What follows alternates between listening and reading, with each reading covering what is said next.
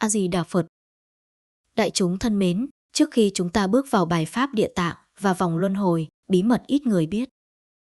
Tôi xin hỏi đại chúng một câu thật thẳng, nếu hôm nay là ngày cuối cùng của đời mình, ta có dám chắc rằng mình biết luân hồi vận hành thế nào không? Nếu không, vậy bao kiếp qua, ta đã trôi về đâu? Và kiếp sau rồi sẽ đi đâu nữa? Chỉ một câu hỏi thôi đã đủ lay động những gì sâu nhất trong mỗi người, bởi vì từ vô lượng kiếp, chúng ta cứ đi mãi trong bóng tối mà chẳng biết cửa ra ở đâu. Bài pháp hôm nay không phải để nghe cho hay, mà để mở khóa một cánh cửa dẫn thẳng vào sự thật mà Địa Tạng Vương đã nhìn thấy. Ta không hề bị trói buộc vào luân hồi, chỉ là ta chưa biết cách bước ra, và chỉ cần hiểu điều này, cuộc đời của đại chúng sẽ đổi hướng. Nếu đại chúng đã sẵn sàng để nhìn thẳng vào bí mật mà ít ai dám chạm đến, tôi xin mời cùng đi vào bài pháp. Và trước khi chúng ta bắt đầu, hãy ấn đăng ký kênh Bước Chân Nhân Duyên ngay bây giờ, để những bài pháp mới nhất luôn kịp thời xuất hiện đúng lúc đại chúng cần nhất, như một ngọn đèn giữa đêm dài tìm lối thoát. Giờ thì chúng ta cùng bước vào. Phần 1. Vòng luân hồi không phải sự trừng phạt, mà là tiến trình giáo dục của nghiệp. Tôi thưa với đại chúng rằng, nếu có một chân lý nào Địa Tạng Vương muốn chúng ta hiểu để nhẹ bớt sợ hãi, thì đó chính là bản chất thật sự của vòng luân hồi. Từ bao đời, con người nhìn luân hồi như một bản án vô hình, như một sự trừng phạt kéo dài hết kiếp này sang kiếp khác. Người ta sợ chết vì nghĩ rằng sau cái chết là một vực sâu tối tăm, là nơi mà nghiệp sẽ nắm tóc mà lôi đi và phán quyết nặng nhẹ tùy vào tội lỗi. Nhưng Địa Tạng thì không nhìn như vậy. Ngài nhìn vòng luân hồi như một tiến trình giáo dục sâu sắc, được vận hành bởi chính tâm thức và hành nghiệp của mỗi chúng sinh. Chúng ta không bị trừng phạt, chúng ta chỉ đang học.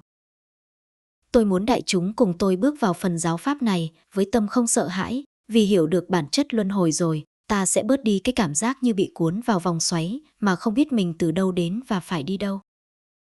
Ta sẽ bắt đầu thấy được một điều vô cùng quan trọng, luân hồi là hành trình tiến hóa, không phải hình phạt. Khi ta hiểu được điều này, bao nhiêu nỗi sợ từ vô minh sẽ tự tan như sương trước mặt trời. Ngay từ thuở sơ khởi, khi nghiệp đầu tiên khởi lên trong vô minh, tâm thức chúng sinh đã bắt đầu đi vào dòng chảy của nhân, duyên, quả. Dòng chảy ấy liên tục dẫn chúng ta đến những nơi phù hợp với bài học tâm linh mà ta cần học. Ví như một học sinh không học xong lớp nào thì phải quay lại lớp đó, học tiếp, ôn lại, rèn lại. Không ai trách học sinh ấy, không ai phạt học sinh ấy, chỉ đơn giản là bài học chưa xong thì không thể lên lớp trên. Luân hồi cũng thế. Địa Tạng dạy rằng không có một sự hăm dọa hay trừng phạt nào, chỉ có nguyên lý rất rõ ràng, tâm chưa thuần thì tiếp tục học, tâm thuần rồi thì tự vượt thoát. Đại chúng thử ngẫm mà xem, nếu luân hồi là sự trừng phạt, thì những chúng sinh đầy đau khổ sẽ mãi ở trong bóng tối mà không có cơ hội giải thoát.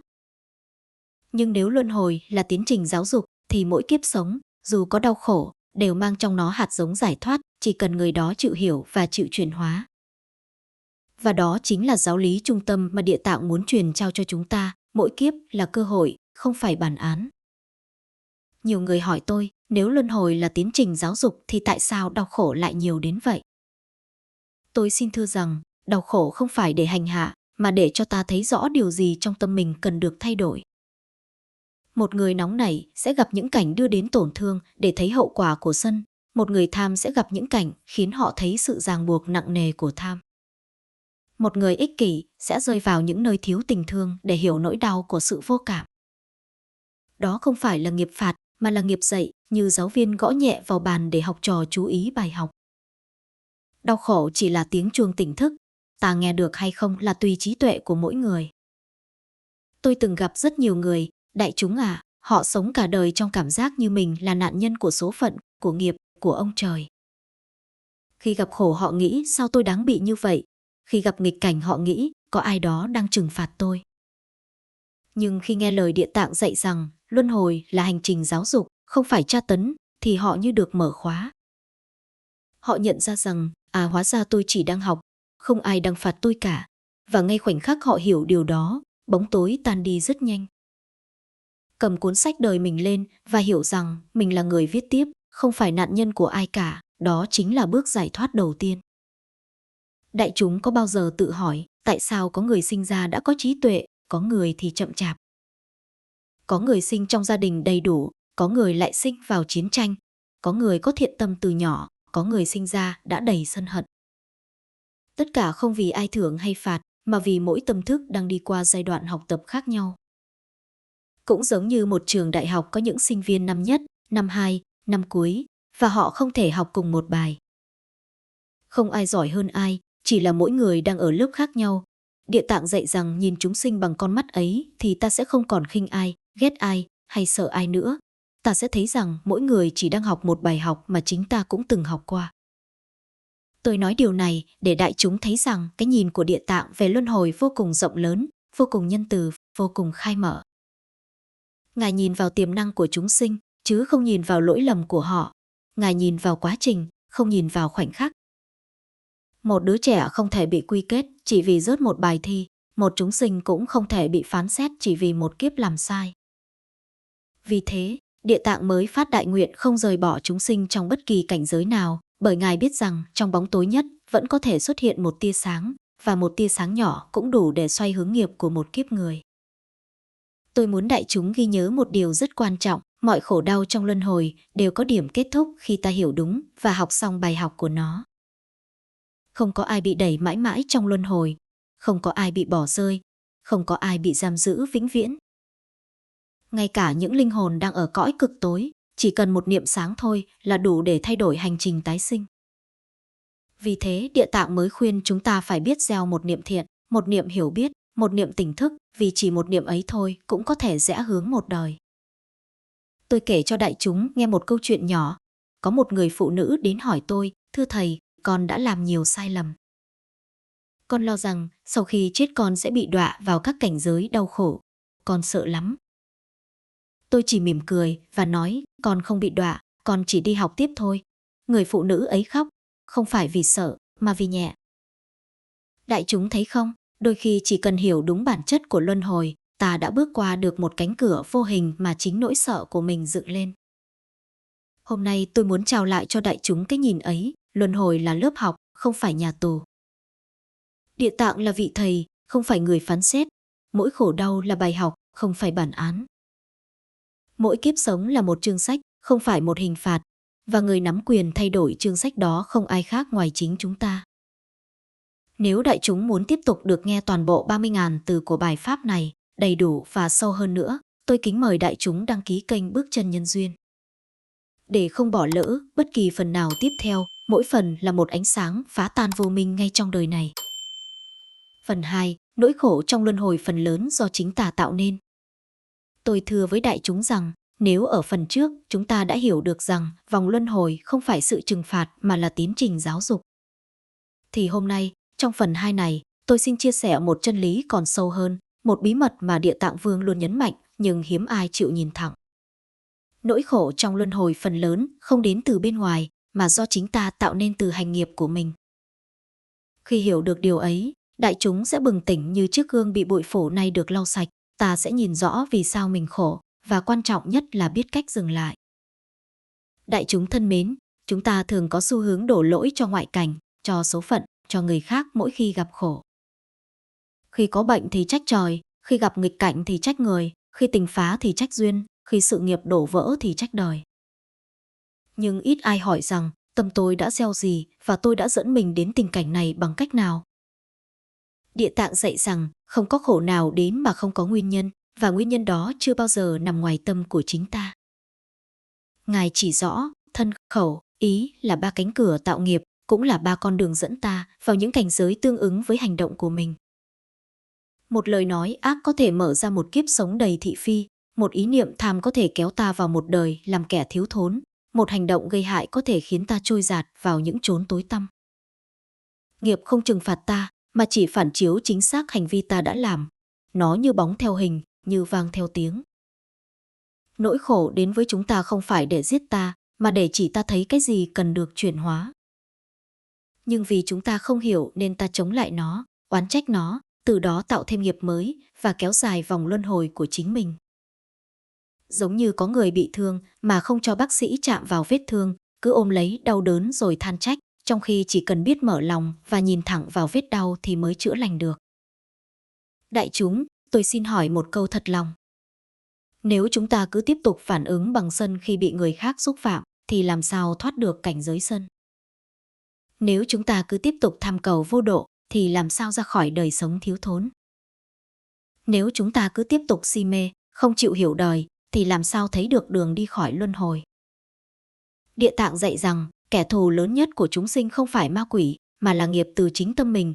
Người đời sợ ma, sợ quỷ, sợ địa ngục nhưng không sợ tham sân si trong chính tâm mình. Trong khi tham sân si mới là những ngọn lửa thiêu đốt ta mỗi ngày, mới là cánh cửa đưa ta vào những cảnh giới tối tăm. Nếu ta biết sợ đúng thứ đáng sợ thì ta đã thoát được một nửa luân hồi rồi. Tôi nhớ có một người đàn ông tìm đến hỏi tôi, thầy ơi sao con đi đến đâu cũng gặp chuyện buồn. Con làm gì cũng thất bại, con thấy đời bất công với con quá. Tôi nhìn sâu vào ánh mắt ông và nói, đời không bất công. Nghiệp không bất công, chỉ là ông chưa nhìn thấy mối dây nối giữa việc làm hôm nay và quả báo ngày mai thôi. Sau một hồi trò chuyện, ông kể rằng trong quá khứ ông nhiều lần lừa dối người khác để mưu lợi, nhiều lần nói dối để được việc mình muốn, nhiều lần dùng lời nói gieo sợ hãi để ép người khác nghe theo. Khi nghe chính miệng mình kể ra những điều đó, ông mới bật khóc. Không phải vì tôi nói gì làm ông sợ, mà vì ông lần đầu thấy rõ nguyên nhân của đời mình. Đại chúng, thấy được nhân là bước đầu để giải nghiệp. Khi ta thấy rõ gốc rễ của khổ, khổ liền yếu đi ngay lập tức. Còn khi ta không chịu nhìn gốc, ta sẽ cứ trôi mãi trong vòng luân hồi như người bơi giữa dòng nước xoáy mà không biết mình đang bơi ngược chiều. Nỗi khổ không phải đến để làm ta sụp đổ, nó đến để nhắc ta, con đang đi sai hướng rồi, con cần dừng lại và quay về. Tôi muốn đại chúng hiểu một điều như vàng ròng. Khổ là tấm gương soi nghiệp, không phải gông cùm xiềng xích. Nếu đại chúng nhìn khổ bằng mắt sân hận, khổ sẽ lớn lên. Nếu đại chúng nhìn khổ bằng mắt trách móc, khổ sẽ bám chặt. Nếu đại chúng nhìn khổ bằng mắt trí tuệ, khổ sẽ tan biến. Địa Tạng dạy rằng, đôi khi chỉ cần đổi cách nhìn là nghiệp đổi. Chỉ cần một niệm buông là đời đổi. Chỉ cần một phút tĩnh là luân hồi dừng. Vì sao? Vì nghiệp không cố định, nó luôn chuyển động theo tâm thức. Tâm đổi thì nghiệp đổi, tâm sáng thì đường tái sinh sáng. Tâm tối thì đường đi cũng tối. Luân hồi không lôi ta đi, tâm ta kéo luân hồi lại gần. Và khi ta biết dừng tâm, luân hồi cũng đứng lại. Tôi biết rằng có nhiều người trong đại chúng đang phải chịu những nỗi khổ khó nói thành lời, đau trong hôn nhân. Khổ trong gia đình, bế tắc trong công việc, trống rỗng trong tâm hồn, bị hiểu lầm, bị phản bội. Bị bỏ rơi, bị lừa dối, bị tổn thương. Nhưng tôi xin nói câu này từ tận đáy lòng mình, không có khổ nào vô nghĩa. Khổ nào cũng chứa một thông điệp, khổ nào cũng muốn dạy ta điều gì đó, và khổ nào cũng là bài học giúp ta thoát nghiệp nếu ta chịu nhìn thẳng. Nếu đại chúng dùng khổ để sinh trí tuệ, thì khổ chính là thầy. Nếu đại chúng dùng khổ để sinh oán hận, thì khổ trở thành xiềng xích. Trong vô lượng kiếp, mỗi chúng ta đã không biết bao lần trách sai hướng, oán sai nơi, nhìn sai nguyên nhân. Địa Tạng muốn ta thức tỉnh, muốn ta thấy rằng cái cần thay đổi không phải cuộc đời, mà là nghiệp của chính mình, và muốn thay đổi nghiệp phải thay đổi tâm. Đại chúng hãy ghi nhớ. Tâm là gốc của nghiệp, nghiệp là gốc của luân hồi. Nếu chuyển được tâm thì nghiệp tự chuyển. Nghiệp chuyển rồi thì không có lý do gì ta còn phải luân hồi trong khổ nữa. Hôm nay, phần này của bài Pháp muốn trao đến đại chúng một điều duy nhất, đừng tìm kẻ thù bên ngoài, vì kẻ khiến ta khổ nhất chính là những niệm bất thiện bên trong. Và khi biết điều đó, ta có thể bắt đầu hành trình giải thoát ngay trong hiện tại, không cần chờ kiếp sau. Nếu đại chúng thấy lời Pháp này làm tâm mình sáng thêm một phần, tôi xin kính mời đại chúng đăng ký kênh Bước Chân Nhân Duyên. Để không bỏ lỡ những phần tiếp theo, nơi chúng ta sẽ đi sâu hơn vào những bí mật của luân hồi mà Địa Tạng đã dành cho người hữu duyên. Phần 3. Bí mật ít người biết, không phải mọi nghiệp đều trả bằng đau khổ. Tôi thưa với đại chúng rằng, từ vô số kiếp đến nay, chúng ta vẫn mang một niềm tin rất cố hữu. Rằng nghiệp phải trả bằng đau khổ, rằng nghiệp đã tạo thì nhất định phải chịu đựng, rằng đã gieo nhân xấu thì chắc chắn phải gặp quả xấu. Như thể vũ trụ vận hành trên một nguyên tắc sắt đá không thể xoay chuyển, nhưng đó chỉ là một phần của sự thật. Địa Tạng Vương dạy chúng ta một bí mật rất sâu mà đa phần chúng sinh không hiểu, thậm chí chưa từng nghe. Không phải mọi nghiệp đều phải trả bằng khổ đau, có những nghiệp có thể được chuyển hóa bằng hiểu biết, bằng sám hối chân thành và bằng sự tu sửa ngay trong hiện tại. Tôi muốn đại chúng lắng lòng để nghe trọn vẹn phần pháp này, bởi nếu hiểu được nguyên lý này, đại chúng sẽ bước qua một cửa ngõ giải thoát mà không phải đợi đến kiếp sau, chỉ cần ngay trong hiện tại. Chỉ cần một khoảnh khắc tỉnh thức, nghiệp có thể đổi, đường đi có thể sáng và luân hồi có thể dừng lại. Địa tạng ví nghiệp như hạt giống. Có những hạt giống đã chín mùi và chắc chắn sẽ trổ quả, có những hạt giống còn non, có thể chưa trổ quả nếu không được tưới tẩm, và có những hạt giống có thể chuyển hóa thành loại quả khác nếu được chăm sóc đúng cách. Chúng ta thường nghĩ nghiệp là gánh nặng, là xiềng xích, nhưng thực ra nghiệp chỉ là dấu ấn năng lượng của những gì ta đã làm, đã nghĩ, đã nói. Nó không có ý định trừng phạt ta. Nghiệp chỉ vận hành theo cách rất vô tư, rất trung lập, giống như phản xạ tự nhiên của nước chảy xuống thấp, lửa bốc lên cao. Vấn đề là ta chưa biết cách chuyển hướng dòng chảy ấy, nên mới nghĩ rằng mình đang bị nghiệp đánh, đang bị nghiệp đẩy vào đường khổ. Nhưng Địa Tạng dạy rằng có 3 cách để chuyển hóa nghiệp mà không phải chịu quả đau. Cách thứ nhất là hiểu biết. Khi đại chúng thật sự nhìn thấy một hành động bất thiện trước đây của mình bằng con mắt trí tuệ, không né tránh, không chối bỏ, không đổ lỗi, thì ngay khoảnh khắc ấy, một phần nghiệp đã được chuyển hóa. Vì nghiệp vốn được tạo bởi vô minh, và chỉ cần ánh sáng hiểu biết xuất hiện thì vô minh tan rã ngay lập tức. Điều này giống như một căn phòng tối hàng chục năm, chỉ cần bật đèn lên là bóng tối biến mất. Nghiệp cũng vậy, chỉ cần thấy rõ nó đã thay đổi. Tôi còn nhớ một người thanh niên tìm đến tôi. Anh ấy bảo rằng suốt nhiều năm cảm thấy mình bị trời phạt, vì đi đâu cũng gặp chuyện không như ý, làm gì cũng gặp trắc trở, tình duyên thì lận đận. Sau một buổi nói chuyện dài, anh bắt đầu kể lại những lỗi lầm đã từng gây cho người khác trong quá khứ. Có những lời nói anh dùng để làm người khác tổn thương chỉ vì sự ganh tị, có những hành động thiếu trung thực. Có những lần anh bỏ mặc người cần giúp. Khi anh kể ra, tôi không trách gì anh cả. Tôi chỉ nói con vừa nhìn thấy nghiệp của mình. Khoảnh khắc này quan trọng hơn cả 20 năm con sống trong vô minh. Và đó là sự thật. Vì ngay từ hôm đó, cuộc sống của anh bắt đầu thay đổi. Không phải vì phép màu, mà vì hiểu biết đã làm tan đi một phần vô minh nuôi dưỡng nghiệp xấu. Cách thứ hai là sám hối chân thật. Sám hối không phải là việc đọc vài bài văn, quỳ vài cái lạy rồi nghĩ rằng thế là xong. Sám hối thật sự là giây phút tâm ta đối diện với chính mình mà không chạy trốn, là khi ta nhìn thấy sai lầm bằng lòng từ bi và quyết tâm không tái phạm nữa. Một lời sám hối chân thành có thể hóa giải những nghiệp rất nặng, không phải vì có ai đó xóa nợ cho ta, mà vì khi tâm ta đổi, nghiệp cũ không còn môi trường để trổ quả nữa. Nghiệp giống như hạt giống rơi xuống đất, nếu đất không còn phù hợp, hạt không thể nảy mầm. Khi tâm đã chuyển, những nghiệp xấu trước đây không còn đất để mọc. Sám hối không xóa đi những gì đã làm, nó lọc sạch đất tâm, khiến hạt nghiệp xấu không còn tác dụng. Đó là lý do vì sao Địa Tạng luôn khuyên chúng ta sám hối mỗi ngày, bằng tâm khiêm hạ, bằng lòng biết lỗi, bằng nguyện không làm lại. Không có sức mạnh nào lớn hơn năng lượng của một trái tim biết cúi xuống và quay đầu. Cách thứ ba là làm thiện, đặc biệt là làm những hạnh lành tương ứng với nghiệp xấu ta đã từng gây. Ví như đời trước hay đời này, ta tổn thương ai bằng lời nói, thì hãy dùng lời nói thiện lành để chữa lành người khác. Nếu ta từng lấy của ai, hãy bố thí. Nếu ta từng gieo sợ hãi, hãy gieo an vui. Đây không phải cách trả nợ, mà là cách chuyển hóa năng lượng nghiệp.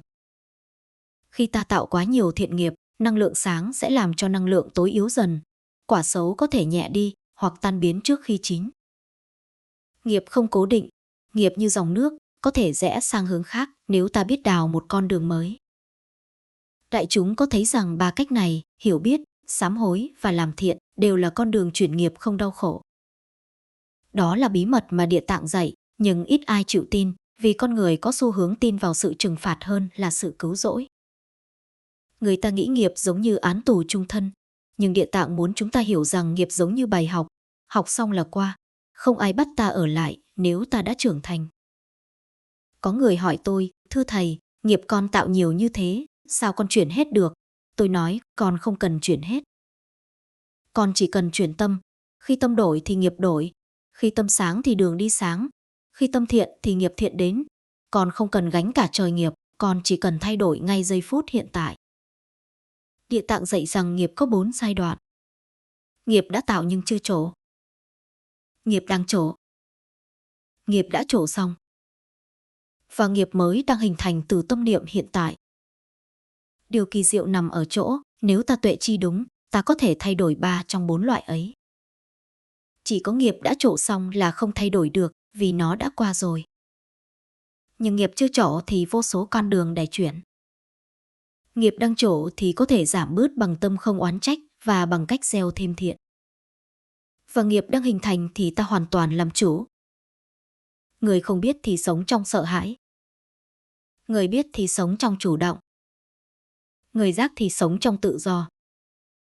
Tôi muốn đại chúng biết rằng không phải ta sinh ra để chịu đựng, ta sinh ra để học, để hiểu, để chuyển nghiệp, để đi cho hết hành trình tiến hóa của tâm thức. Ta không bị trói trong luân hồi, ta chỉ bị trói bởi những điều ta chưa hiểu. Nếu đại chúng đang khổ vì một chuyện nào đó, tình duyên gia đình, sức khỏe, tiền tài, nghiệp của người thân, thì xin hãy nhớ, không phải tất cả đều là quả báo phải chịu.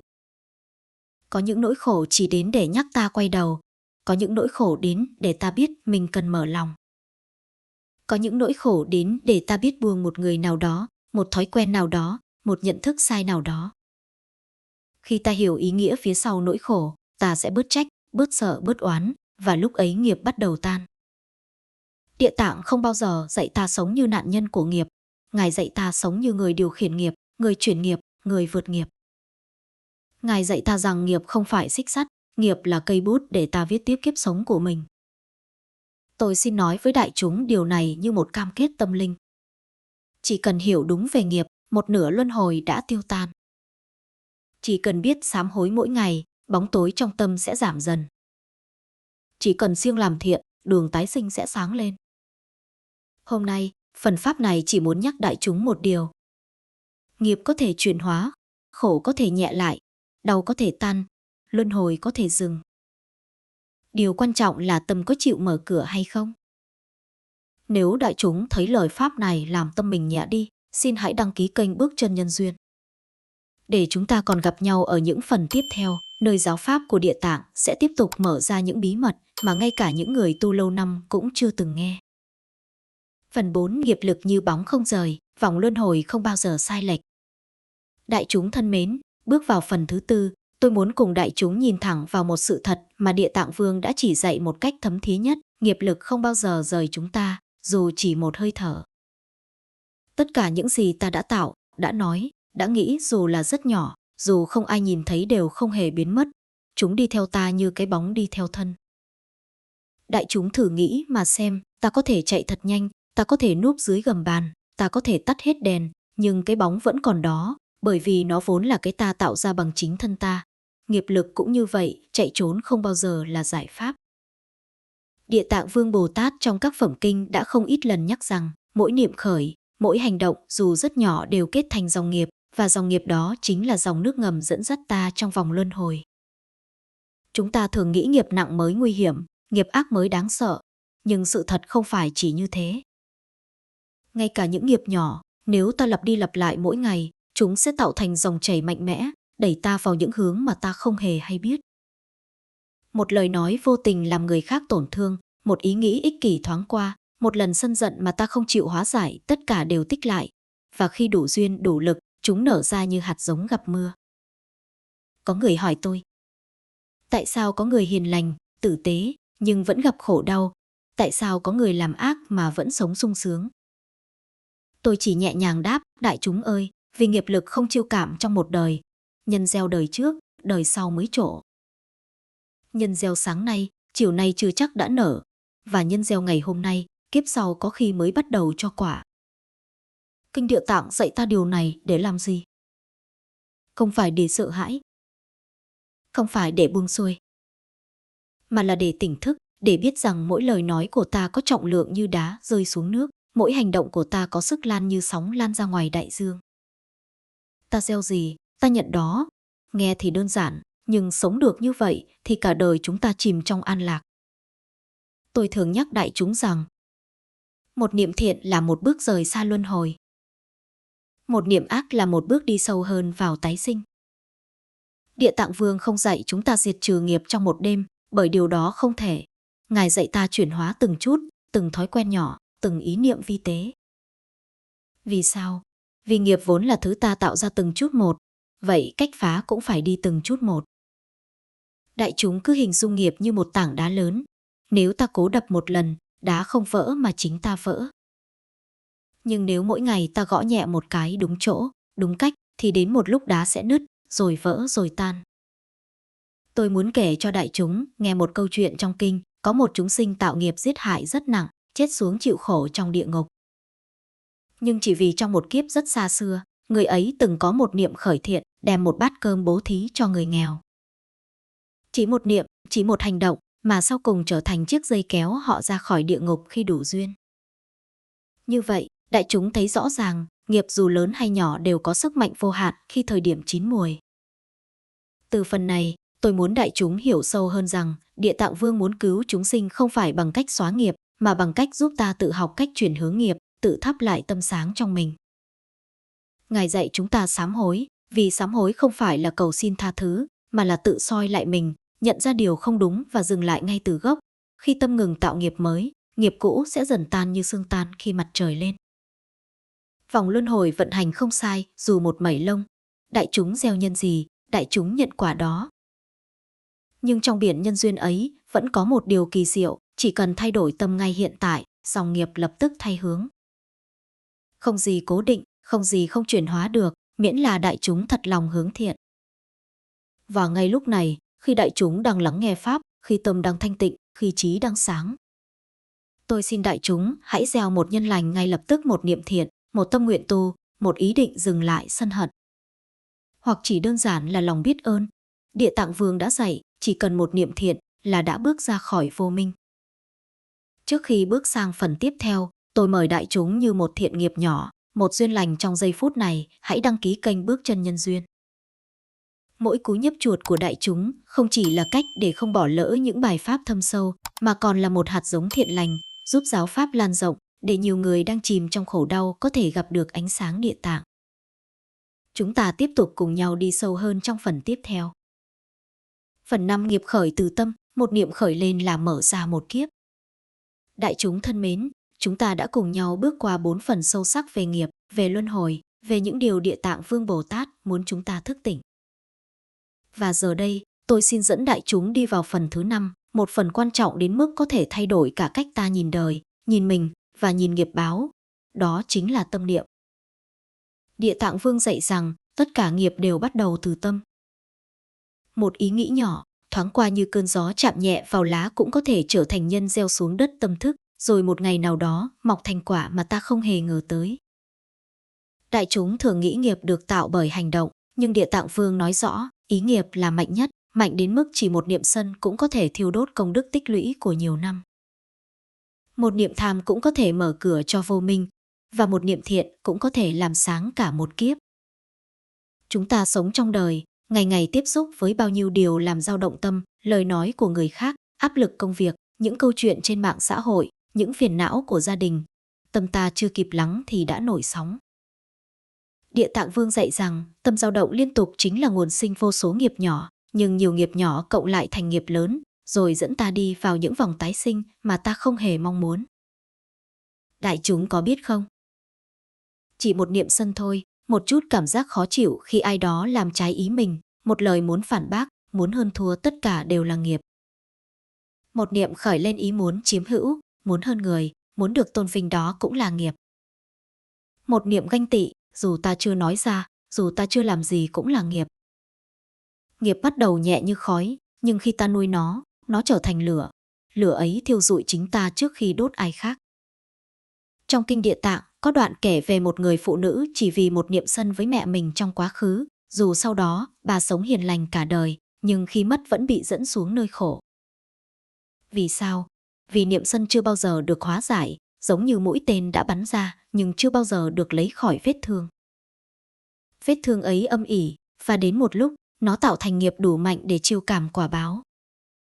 Ngược lại, một niệm thiện, dù nhỏ như hạt bụi, dù chưa kịp thành hành động, vẫn có thể trở thành ánh sáng dẫn đường trong những kiếp sau. Địa Tạng Vương luôn nhấn mạnh. Một niệm thiện sinh ra thì vô lượng tội nghiệp có thể chuyển nhẹ. Tâm như người chủ, thân và miệng chỉ là kẻ thừa hành. Nếu người chủ sáng, nhà sáng. Nếu người chủ mê, cả nhà chìm trong tối. Địa Tạng Vương không muốn chúng ta chỉ tu ở hành động hay lời nói, Ngài muốn chúng ta quán chiếu ngay từ tâm. Bởi vì tâm tạo thì tâm chuyển. Không có gì bên ngoài có thể trói chúng ta mãi mãi, chỉ có tâm mình tự trói mình bằng chính những niệm bất thiện. Đại chúng thử nhìn vào cuộc đời mình mà xem. Tất cả nỗi khổ có phải đều bắt đầu bởi một niệm? Niệm muốn giữ, niệm muốn hơn, niệm muốn nhiều hơn nữa. Niệm tự ái, niệm tổn thương, niệm sợ mất mặt. Niệm chê bai, niệm phán xét, niệm không vừa lòng. Tất cả đều rất nhỏ, nhưng chính những cái nhỏ đó lại tích thành quả báo lớn. Địa Tạng Vương dạy, chúng ta không dập tắt niệm xấu bằng bạo lực, không có chuyện ép tâm không được nghĩ. Vì càng cấm tâm, tâm càng loạn. Ngài dạy chúng ta nhận biết, quan sát và chuyển niệm. Khi một niệm xấu khởi lên, chỉ cần ta thấy nó, ta đang sân, ta đang ích kỷ, ta đang nổi lòng tự ái. Ngay khoảnh khắc thấy được nó đã yếu đi một nửa. Khi ta không nuôi dưỡng, nó tự tiêu. Đó chính là tu. Và quan trọng hơn, Địa Tạng Vương dạy ta gieo những niệm thiện thật nhỏ, nhưng đều đặn như dòng nước mắt nhỏ xuống hòn đá nóng. Mỗi ngày một chút, rồi sẽ đến lúc tâm ta chuyển, khí chất ta đổi, cuộc đời ta nhẹ hơn và nghiệp ta dần tiêu.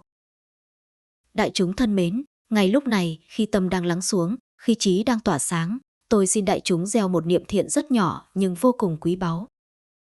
Một niệm muốn trở thành người tốt hơn, sống có từ bi hơn, hiền hòa hơn, bao dung hơn. Dù chỉ là một niệm, nhưng chính niệm ấy có thể mở ra một kiếp mới. Và nếu đại chúng muốn gieo thêm một nhân lành ngay trong phút giây này, một nhân giúp pháp âm lan xa, giúp nhiều người có duyên gặp được tinh thần Địa Tạng, tôi kính mời đại chúng đăng ký kênh Bước Chân Nhân Duyên. Một click rất nhỏ, nhưng công đức cực kỳ lớn khi nó đem ánh sáng Phật Pháp đến với người đang đau khổ. Chúng ta sẽ tiếp tục bước sang phần 6, nơi Địa Tạng Vương chỉ chúng ta hiểu về nhân duyên trổ quả trong luân hồi một cách sâu sắc nhất. Phần 6, nhân duyên trổ quả, khi một hạt giống nở ra thành một kiếp. Đại chúng thân mến, giờ đây chúng ta bước đến phần thứ 6, một phần mà nếu hiểu sâu, đại chúng sẽ nhìn ra toàn bộ cơ chế vận hành của luân hồi. Địa Tạng Vương dạy rằng, nhân duyên là gốc của mọi quả báo, và không có một quả nào xuất hiện trên đời mà không có nhân của nó, cũng không có nhân nào gieo xuống mà không thành quả khi đủ duyên. Đây là chân lý tuyệt đối, không ai có thể thay đổi được, kể cả chư Phật cũng chỉ có thể chỉ đường chứ không thể làm trái nhân duyên. Tôi muốn đại chúng hiểu thật rõ điều này, nhân là hạt, duyên là đất, nước, nắng, gió, còn quả là cây mọc lên. Nếu chiêm nghiệm kỹ, đại chúng sẽ thấy cuộc đời mình vận hành đúng y như vậy. Ta gieo một hạt thiện, nhưng nếu duyên chưa đủ, nó chưa nảy. Ta gieo một hạt nghiệp xấu, nhưng nếu gặp duyên tốt, nó cũng có thể chậm trổ. Tất cả đều do duyên hợp mà thành. Địa Tạng Vương dạy chúng ta không sợ nhân xấu đã gieo, vì sợ cũng vô ích hạt đã nằm dưới đất rồi. Ngài dạy ta chuyển duyên. Khi duyên xấu bị cắt, duyên tốt được bồi, thì hạt nhân ác có thể yếu đi, không trổ mạnh như trước. Và hạt nhân thiện, chỉ cần được thêm một ít đất lành, nước tốt, sẽ nảy mầm nhanh hơn, lớn hơn, sáng hơn. Đại chúng thử nhìn vào đời mình mà xem. Có những lúc ta sống hiền lành, tự nhiên lại bị hiểu lầm. Có những lúc ta thương người hết lòng, tự nhiên lại gặp phản bội. Nhiều người hỏi tôi, vì sao con làm thiện mà quả thiện chưa đến? Tôi chỉ mỉm cười, vì nhân thiện của con đang cần thêm duyên. Nhân không bao giờ mất. Duyên đến đúng lúc, nhân trổ quả. Duyên đến sai lúc, nhân nằm yên chờ. Và khi hai thứ gặp nhau, cuộc đời ta đổi hướng.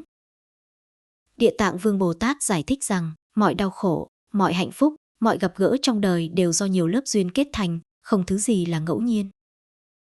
Một người ta vừa gặp đã thấy thương, đó là duyên.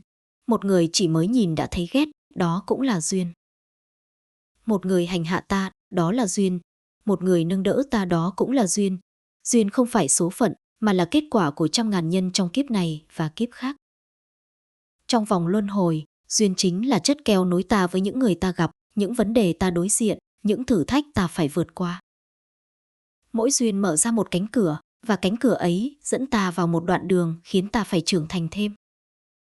Địa Tạng Vương dạy rằng không có duyên nào đến để trừng phạt ta, tất cả đến để dạy ta.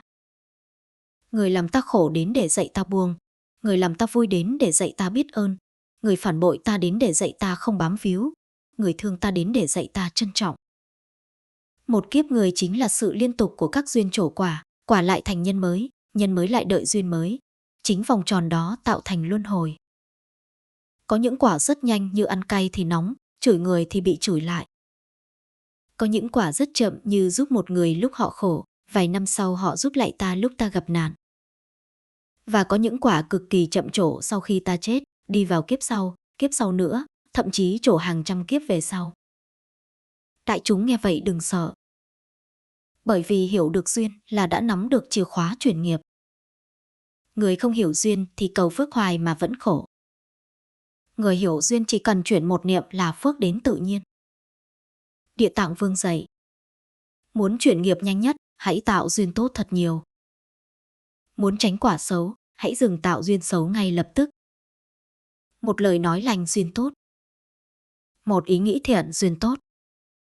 Một việc giúp người duyên tốt. Một lần nhẫn nhịn duyên tốt. Một lần sám hối duyên tốt. Một lần tha thứ duyên tốt. Một lần niệm Phật duyên tốt. Mỗi duyên nhỏ như một giọt nước, nhưng trăm giọt thành dòng, ngàn giọt thành suối, vạn giọt thành biển. Tâm ai có nhiều duyên lành, người ấy đi trên đường thiện nghiệp. Tâm ai có nhiều duyên xấu, người ấy đi sâu vào luân hồi. Địa Tạng Vương còn chỉ chúng ta rằng, muốn thay đổi cuộc đời, đừng thay người khác, hãy thay duyên quanh mình. Tâm chuyển thì duyên chuyển thì nghiệp chuyển thì số phận đổi hướng. Và ngay lúc này đây, đại chúng đang tạo ra một duyên vô cùng quý, duyên lắng nghe Pháp. Nhân này chắc chắn sẽ trổ quả tốt trong một lúc nào đó của đời đại chúng, dù sớm hay muộn đều không mất. Và để tăng duyên lành ấy, để gieo thêm một nhân thiện vào Pháp, tôi mời đại chúng đăng ký kênh Bước Chân Nhân Duyên. Đại chúng nhấp một lần nhân lành gieo xuống. Nhiều người khác nhờ đó nghe Pháp duyên lành kết lại. Công đức ấy vô lượng, vì nó giúp ánh sáng Phật Pháp được lan rộng hơn.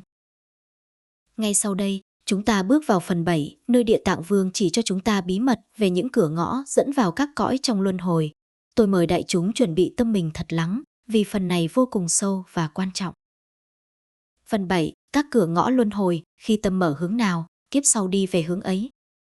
Đại chúng thân mến, chúng ta đã đi đến phần thứ 7, một phần vô cùng thâm sâu, nơi Địa Tạng Vương Bồ Tát chỉ dạy cho chúng ta hiểu về các cửa ngõ dẫn vào những cõi trong luân hồi. Đây chính là bí mật lớn mà nhiều người chưa từng nghe, chưa từng quán chiếu và chưa từng nhận ra rằng mỗi niệm sống mỗi ngày chính là bước chân mở cửa cho kiếp sau. Địa Tạng Vương dạy rằng tâm đi trước, thân theo sau, tâm hướng đâu, đời sống theo đó. Điều này nghĩa là ta sẽ tái sinh vào nơi tương ứng với trạng thái tâm mà ta nuôi dưỡng liên tục trong đời này. Không phải ngẫu nhiên mà ai đó sinh vào cõi lành, cũng không phải tình cờ mà ai đó rơi vào cõi khổ. Tất cả đều do tâm dẫn dắt mà thành.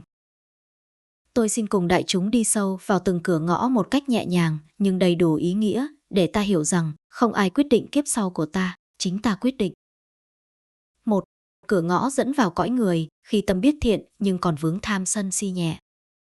Địa Tạng Vương nói rằng nếu trong đời ta sống thiện nhiều hơn ác, biết làm phước, biết nghĩ cho người khác nhưng vẫn còn sân giận, còn chấp ngã, còn ham muốn danh lợi nhỏ, thì ta sẽ quay lại cõi người. Cõi người là nơi rất quý, vì chỉ nơi đây ta mới có cơ hội tu mạnh, chuyển nghiệp nhanh. Nhiều người nói, con muốn về cõi lành ngay. Tôi mỉm cười, nếu nhân chưa đủ, cứ ở cõi người mà tu, vì đây là trường học hoàn hảo nhất. Phước nhiều quá mà trí thấp, vào cõi người cũng dễ sai lầm. Nhưng dù sao, cõi người là cửa ngõ của trí tuệ. Địa Tạng Vương rất muốn chúng ta giữ tâm thiện để được làm người lần nữa và tiếp tục tu. 2. Cửa ngõ dẫn vào cõi trời khi tâm rộng lượng, từ bi, không làm ai tổn hại. Nếu một người sống với tâm yêu thương rộng lớn, không oán hận, không sân giận, biết bố thí, biết giúp người, lời nói luôn nhẹ nhàng, ý nghĩ luôn vì tha nhân, thì sau khi bỏ thân, người ấy có thể sinh về cõi trời. Nhưng Địa Tạng Vương cũng cảnh báo rằng phước mà không có trí sẽ rơi xuống rất nhanh. Người có phước sinh thiên, nhưng nếu trong lúc hưởng phước mà không biết tu, chỉ biết vui, không biết tỉnh thức, thì khi hết phước, họ lại rơi xuống cõi thấp hơn. Vì vậy, Ngài dạy ta đừng cầu sinh thiên, hãy cầu trí tuệ, vì trí tuệ mới giải thoát khỏi luân hồi. 3. Cửa ngõ dẫn vào cõi ngạ quỷ khi tâm tham lam, bòn xèn, ích kỷ. Địa Tạng Vương mô tả cõi ngạ quỷ là nơi đói khát cùng cực, vì người sống với tâm tham lam, bòn xẻn, chiếm hữu, luôn sợ mất, luôn nghĩ đến cái lợi cho mình, không muốn chia sẻ dù chỉ chút nhỏ. Tâm tham càng lớn, cửa ngạ quỷ càng mở rộng. Ngài dạy rằng, một niệm không muốn cho đi, chính là một bước tiến về cõi ngạ quỷ. Đại chúng thử nhìn xem, nhiều khi mình tiếc một lời xin lỗi, tiếc một câu cảm ơn, tiếc vài phút, giúp người, chính những cái tiếc đó là hạt giống dẫn ta vào nơi tối tăm. Ngược lại, một lần bố thí, dù nhỏ như ly nước, một nụ cười, một câu hỏi thăm là đã đóng bớt cửa ngạ quỷ lại rồi. 4. Cửa ngõ dẫn vào cõi súc sanh, khi sống trong vô minh, ganh ghét, bản năng chi phối.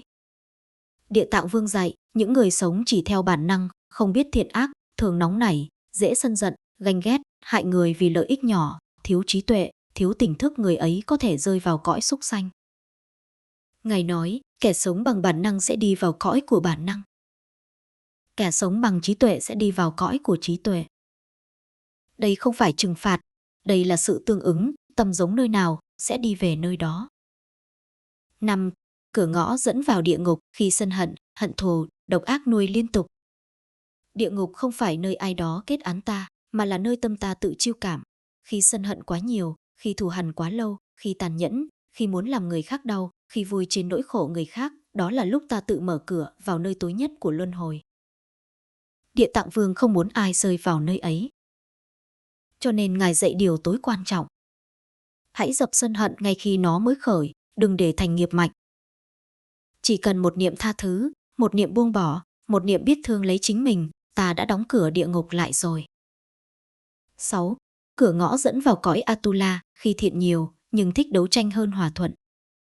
Cõi Atula là nơi của những người có phước, có thiện, nhưng tính sân vẫn mạnh, thích tranh hơn, thích thắng hơn, thích so hơn, không chịu thua, không chịu nhường. Địa Tạng Vương nói rằng, người làm thiện nhưng thiếu khiêm nhường, thiếu hòa ái, thiếu lòng biết lỗi của mình, thì dù phước lớn vẫn có thể rơi vào cõi đấu tranh liên miên. Ngài dạy ta, không phải làm thiện là đủ, phải làm thiện bằng tâm khiêm hạ mới sinh vào cõi lành. 7. Tâm đi đâu, ta đi theo đó. Địa Tạng Vương gom lại tất cả những điều này bằng một bí mật lớn. Cả luân hồi chỉ có một cửa, cửa của tâm. Từ tâm mà mở ra 6 đường. Từ tâm mà rời khỏi 6 đường. Ngay lúc đại chúng đang nghe Pháp, tâm đang sáng, thì cửa mở ra cũng là cửa của ánh sáng. Còn nếu tâm chìm trong tham, sân si, thì cửa mở ra sẽ là cửa của bóng tối. Không ai bắt ta đi đâu. Chỉ có tâm ta quyết định. Đại chúng thân mến, trước khi bước vào phần cuối cùng, phần thứ 8, tôi xin mời đại chúng gieo thêm một duyên lành nữa, hãy đăng ký kênh Bước Chân Nhân Duyên. Vì khi đại chúng đăng ký, Pháp âm được lan rộng, thêm người được nghe, bớt người đau khổ, và chính đại chúng cũng đang tạo ra duyên thiện lớn cho đời sau. Ngay sau đây, chúng ta sẽ đi đến phần 8, bí mật tối hậu của Địa Tạng về sự giải thoát khỏi luân hồi, nơi toàn bộ con đường sẽ hiện lộ rõ ràng. Phần 8, bí mật thứ 8, luân hồi chỉ là tạm trú, giải thoát mới là quê hương đích thực. Đại chúng thân mến, giờ đây chúng ta bước vào điều cuối cùng mà Địa Tạng Vương Bồ Tát muốn gửi gắm. Một chân lý vừa rộng lớn như hư không, vừa tinh tế như sợi tơ ánh sáng, luân hồi chỉ là quán trọ tạm thời. Còn giải thoát mới là quê hương đích thực. Khi nghe câu ấy, nhiều người thường gật đầu nhưng lại không hiểu hết chiều sâu của nó. Bởi vì trong tâm của chúng ta, từ vô lượng kiếp, đã quen với việc xem cõi này như chỗ thuộc về, xem nỗi vui và nỗi khổ nơi nhân gian như điều tất yếu. Nhưng trong ánh nhìn của bậc giác ngộ, tất cả chỉ là một cuộc tạm trú ngắn ngủi, một chuyến dừng chân giữa hành trình dài vô tận, giống như người lữ khách dừng lại dưới gốc cây bên đường để nghỉ rồi tiếp tục lên đường. Tôi xin thưa với đại chúng rằng, luân hồi không phải điểm đến, nó chỉ là vòng chuyển động của những tâm thức chưa tỉnh. Còn giải thoát, đó mới là mái nhà thật sự, là nơi chúng ta thuộc về, là bản thể thanh tịnh, vốn có từ khi chưa từng mang một hình hài nào. Nhưng vì tâm vọng động, vì nghiệp dẫn lôi, vì một niệm vô minh khởi lên, chúng ta đã quên mất quê hương ấy và cứ mãi lang thang trong 6 nẻo, hết làm người lại làm thân khác, hết chịu khổ rồi hưởng vui, hết vui lại trôi về khổ. Giống như người bị lạc trong khu rừng rộng lớn, nơi mỗi lối rẽ đều đưa đến một cảnh giới mới, nhưng chẳng lối nào dẫn ra khỏi rừng nếu không có ánh sáng của trí tuệ soi đường. Địa Tạng Vương dạy rằng, giống như một người cha không bao giờ bỏ đứa con lạc lối, Ngài theo chúng sinh vào địa ngục, vào ngạ quỷ, vào súc sinh, vào bất cứ nơi nào mà chúng sinh vì nghiệp mà rơi vào. Không phải để trừng phạt, mà để dẫn ra. Không phải để dạy đạo lý sách vở, mà để chỉ thẳng vào gốc rễ. Tâm thiếu sáng suốt chính là ngọn nguồn của lưu đày. Người nào không biết quê hương mình ở đâu, người ấy dù có đi xa đến đâu cũng mãi tha hương. Vậy điều bí mật ít người biết là gì? Chính là luân hồi không trói buộc ta, chỉ có ta trói buộc chính mình. Luân hồi không dựng ra nhà tù, chúng ta mang xiềng xích vô minh tự khóa vào tay. Khi hiểu điều đó, ta sẽ không còn đổ lỗi cho nghiệp, cho đời, cho hoàn cảnh, cho cái gọi là số phận. Đại chúng cần thấy rằng số phận chỉ là con đường cũ mà ta đã đi nhiều lần, còn giải thoát là con đường mới mà ta cần dũng khí để rẽ sang. Và để rẽ sang con đường mới ấy, cần điều gì? Chỉ cần một niệm tỉnh thức, một niệm thôi cũng đủ làm thay đổi dòng chảy của vô lượng kiếp. Một niệm hiểu rằng ta là người đi qua cuộc đời này, chứ không phải kẻ bị cuộc đời này sở hữu. Một niệm hiểu rằng thân này chỉ là chiếc áo, tâm này chỉ là người mặc áo. Một niệm hiểu rằng bao khổ đau từng khiến ta tưởng mình gãy nát, thật ra chỉ là bóng mây trên nền trời. Bản chất của ta chưa từng bị tổn thương. Bản thể của ta chưa từng bị nhiễm ô. Chính vì thế, Địa Tạng mới gọi chúng ta là những đứa con quên đường về, chứ không bao giờ xem chúng ta là tội nhân phải chịu đầy đọa. Khi nghe đến đây, có người sẽ hỏi, nếu giải thoát mới là quê hương, sao chúng ta không chứng được ngay? Sao phải đi đường vòng qua bao kiếp phàm? Tôi xin chia sẻ với đại chúng rằng, giải thoát không đến từ việc chạy trốn cõi đời, mà đến từ việc hiểu sâu cõi đời. Chúng ta mắc kẹt trong luân hồi vì không hiểu luật vận hành của nó. Một người không hiểu thì phải học, một tâm chưa sáng thì phải rèn luyện, một nghiệp chưa đoạn thì phải chuyển hóa. Đó là lý do luân hồi tồn tại như một lớp học lớn, nơi từng bài học được lặp lại cho đến khi ta thấu hiểu. Nhưng tại sao có người học mãi không xong? Bởi vì họ không học từ chính trái tim mình. Họ chạy theo lý thuyết, chạy theo cầu xin, chạy theo thần thông, chạy theo mong cầu linh nghiệm, mà quên rằng gốc của giải thoát nằm trong từng cái thấy, từng cái nghĩ, từng cái làm. Địa Tạng Vương dạy, nếu tâm ngươi sáng, dù ở địa ngục cũng không bị thiêu đốt. Nếu tâm ngươi mê, dù ở thiên đường cũng chẳng hưởng bình an. Vì thế, luân hồi hay giải thoát thật ra không nằm ở nơi chốn, mà nằm ở chất liệu của tâm. Đại chúng có từng để ý không? Khi tâm bất an, dù đứng giữa cảnh đẹp ta vẫn thấy nặng nề. Khi tâm an, dù ở nơi đầy biến động ta vẫn thấy nhẹ nhàng. Điều ấy chứng minh rằng giải thoát không chờ đến một kiếp sau xa xôi, mà có thể bắt đầu ngay trong kiếp này. Thậm chí ngay trong giây phút này, nếu ta chịu quay về quan sát nội tâm. Nhưng vì chúng ta đã quen sống hướng ngoại, nên đoạn đường trở về trở nên dài. Thật ra không dài, chỉ là ta đi loanh quanh. Địa Tạng Vương từng phát nguyện rằng, địa ngục chưa trống, ta thề không thành Phật.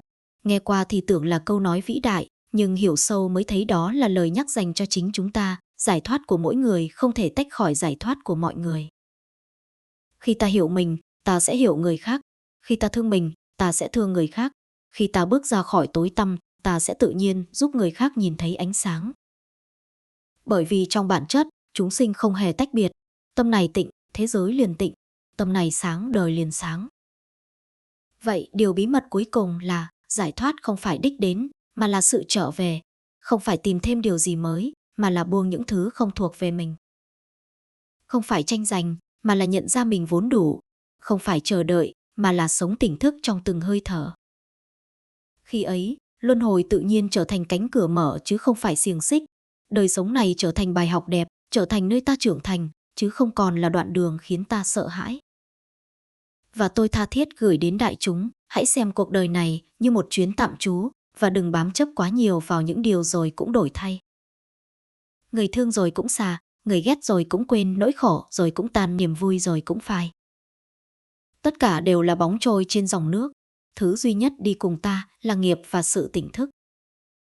Nếu mỗi ngày ta gieo vào lòng mình một chút ánh sáng, một chút hiểu biết, một chút buông xả, một chút từ bi, thì dần dần, vòng luân hồi vốn tưởng là nhà tù sẽ trở thành con đường sáng mở thẳng đến quê hương giải thoát. Đại chúng thân mến, tôi xin nhắc lại lần cuối, người tỉnh thức không đi tìm giải thoát, họ sống giải thoát. Họ không đợi đến kiếp sau, họ gieo từ ngay bây giờ. Họ không hỏi khi nào ra khỏi luân hồi, họ hỏi làm sao tâm mình được sáng. Và khi tâm sáng rồi, luân hồi tự biến thành con đường ngắn nhất để trở về. Nếu đại chúng cảm nhận được dù chỉ một tia sáng nhỏ từ điều này, tôi xin mời đại chúng hãy ấn đăng ký kênh Bước Chân Nhân Duyên. Để chúng ta tiếp tục đồng hành cùng nhau trên con đường tỉnh thức, để mỗi bài pháp sau trở thành một ngọn đèn soi rõ hơn hành trình của chính mình, để không ai còn phải lang thang trong vòng sinh tử mà không biết lối ra. Và tôi xin kết thúc phần cuối bằng một lời nhắn thật sâu, hãy đăng ký kênh ngay lúc này. Không phải vì tôi, mà vì chính đại chúng, để mỗi khi tâm mình yếu mềm, mất phương hướng hay rơi vào bóng tối, sẽ có một bài pháp mới kịp thời nâng đỡ, nhắc nhở và dẫn đường. Chúng ta cùng nhau đi, cùng nhau tỉnh, cùng nhau trở về. Nam mô Địa Tạng Vương Bồ Tát.